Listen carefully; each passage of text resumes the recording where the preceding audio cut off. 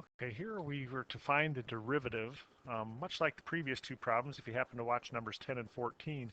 Um, finding the derivative is the same as finding a slope formula. A derivative is a slope formula, so we're interested once again in the limit as h approaches 0 of a y-coordinate, f of x plus h. We just slide to the right a little bit, h, for that first y-coordinate, minus f of plain old x, all on h, which is really x plus h minus x, but the x's cancel. So it's a y minus a y over an x minus an x, but the x's cancel, and we're just left with h in the denominator. So in this case, f is a factory that takes things, adds 8 to them, and then takes the square root.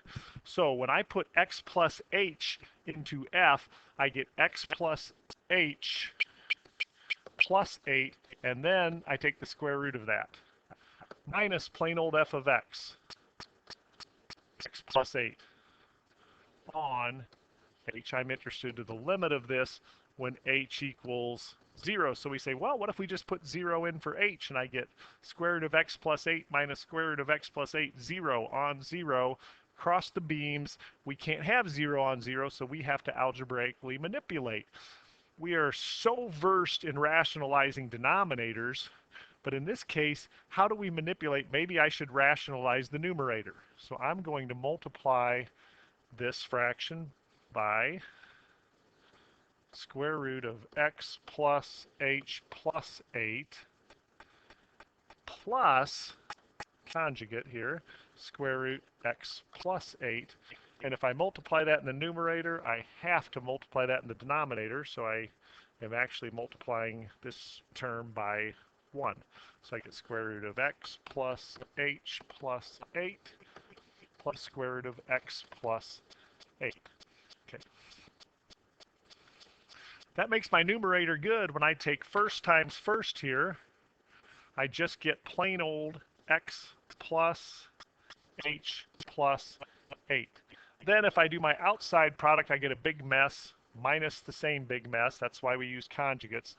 Last times last, I get minus, careful, plain old x plus 8, but it's minus all of x plus 8. All on, I'm not distributing the bottom, and the reason behind that is this h is what I'm really finding most offensive about the bottom. When I make that h 0, I've got problems in the bottom because it's a factor. I'd like to ultimately cancel that h, so I'm just going to leave it, hoping that somewhere down the road I can cancel it. And plus square root x plus 8. And of course we are trying to find the limit as h approaches 0. Again, if we go through this process successfully, all of the non-h terms will cancel.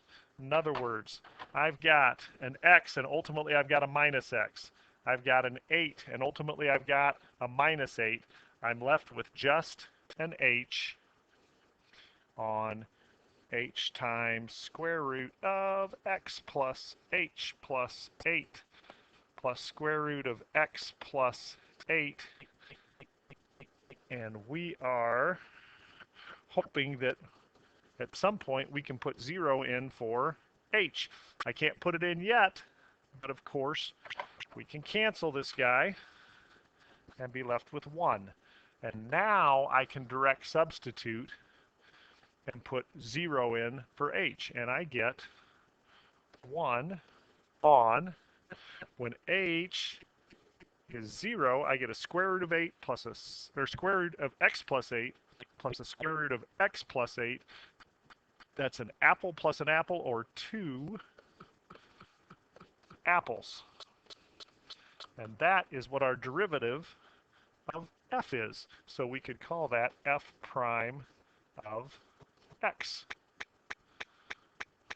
Hopefully, if you've gone through the last 3 videos, this is starting to become routine. If not, stick around. It certainly will.